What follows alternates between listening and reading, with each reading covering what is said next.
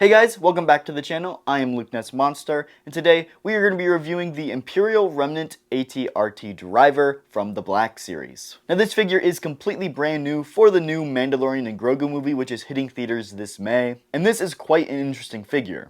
This is a completely original design for the movie, and I'm really excited to see this character in action in the movie just because he looks cool, but I don't really know until I see him on screen. Now we do have the full mainline Mando and Grogu wave here that we're going to be reviewing on the channel, and so make sure to stay tuned for those reviews. But in this video, we are just going to be looking at the Remnant AT-RT driver. Now looking at the box, we do have this great mural artwork on the side, and I'm really digging how this looks. He definitely has that Shore Trooper style helmet, and I think he's looking pretty good. Flipping around to the back, we do have the bio, which you can pause and read if you would like. He is number 3 in the Mando and Grogu line. And other than that, there's not a whole lot going on with the box. So let's go ahead, crack this guy open, and see everything he has to offer. Alrighty, so we got the Remnant AT-RT driver out of the box, and I'm really happy with how this figure turned out. I wasn't too sure when I first saw it revealed, because it's not like a Stormtrooper that we've seen before. It's a mishmash of some other trooper variants, and so I was kind of on the fence about it. But now that I'm actually holding it here in hand, I'm starting to really dig it. They did give this guy a completely brand new sculpt head to toe, which is incredible because a lot of this guy is essentially a snowtrooper. A lot of him is inspired by the snowtrooper design, and so we are probably going to be getting a new snowtrooper sometime here in the near future just because of all of this new sculpting that they gave this figure. So that is always a bonus. Now this is supposed to be a Remnant AT-RT driver, which we've never seen the standard one before, but that's a discussion for another time. I want to take a look at the weathering. And honestly, it's a little thinner on this guy. There's not a ton of weathering. We do get just a little bit here on the helmet. But other than that, there's really none on the shoulder pad. The most weathering that we get is on the chest. And honestly, I think they did a pretty good job of showing the weathering on this guy's chest. There is some nice paint. But other than that, you go down to the legs, there's no weathering at all. Not even on the boots, we didn't get any weathering. So kind of a shame that there's not a ton of weathering on this guy for being a Remnant Stormtrooper, but they did sculpt him in this more yellowed plastic, and so that does kind of get that weathered effect across, which I do kind of like. Now I really wanted to compare these three figures together because it really combines two of my favorite Stormtrooper designs. We have the Shore Trooper on the right, and we have the Snow Trooper on the left. And as you can see from the waist down, these are essentially Snow Trooper legs. And you can definitely see how much the lack of weathering on the boots affects it compared to that older Snowtrooper. The arms are exactly the same as well for Snowtrooper arms. But then, of course, the chest armor and the helmet are the same as the Shore Trooper, which I really like the Shore Trooper. It's one of my favorite designs from Rogue One.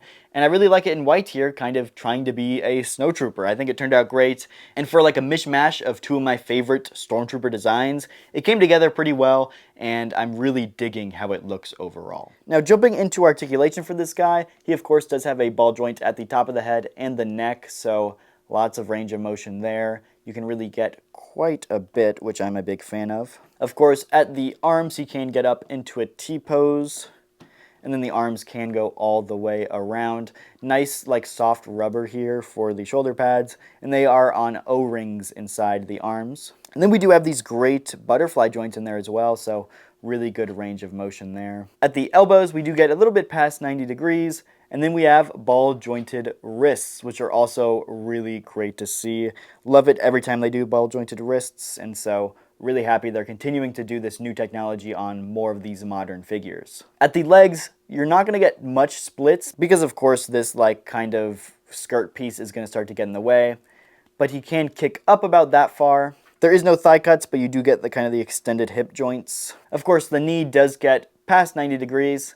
We have boot swivels, and then standard pivots and rockers for the feet. So overall, great modern articulation for this guy, and I cannot wait to see them come out with a modern Snowtrooper as well. Now, of course, continuing with comparisons, we do have the other two Remnant Stormtroopers that come out in this Mando and Grogu wave, with the AT-AT driver on the right and the standard Remnant Stormtrooper on the left. These two are looking really good, and if you're trying to build a Remnant army for your shelf, I think these 3 figures are must pickups. They're looking great together, and I am really loving that Empire Strikes Back throwback with some of these designs. Now, we already did compare the Snowtrooper on the left, but I also wanted to compare the standard Imperial Stormtrooper on the right. As you can see, that Remnant kind of yellowed color definitely comes out when compared to the standard Stormtrooper. The standard Stormtrooper is the stark glossy white, and you definitely start to see that more yellowed plastic for that Remnant version in the middle. But this does show that if you're trying to build out an Imperial shelf, this guy is probably going to make a great addition to your collection. Now, of course, this is for the Mando and Grogu movie, so we do have the Mandalorian on the right. This is the Glavis Ringworld version. And then on the left, we have the new Sigourney Weaver's Colonel Ward character. Don't know much about this character, but we do know that she is going to play a decent sized role in the movie. And yeah, all 3 of these guys are looking great together on the shelf. So yeah, overall, I am pretty pleasantly surprised with this figure. I wasn't too sure going into it if I was going to like this character design of a Stormtrooper that I've never really seen before. They kind of just mishmashed these 2 random ones together, and they came out with this.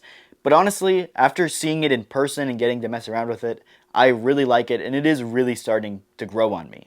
I like that Shore Trooper design with the helmet and the chest piece, and then of course, the majority of this figure being a throwback to that Imperial Snowtrooper, I love as well. The Snowtrooper is one of my favorite designs, so I am glad to see a lot of those aspects brought over to this newer figure. And then of course, the new sculpt head to toe is just huge overall. That Imperial Snowtrooper is a little bit dated, and so it is going to be great to see them make a new Imperial Snowtrooper with this updated body, so I'm really happy to see that. But yeah, like I said, the design is definitely growing on me, and I'd love to know what you guys think. Are you planning on picking this one up, or are you going to pass? Let me know down in the comments below. Thank you so much for watching. If you did enjoy, hit the like button, subscribe, and I'll see you guys in the next one. Thank you so much for watching.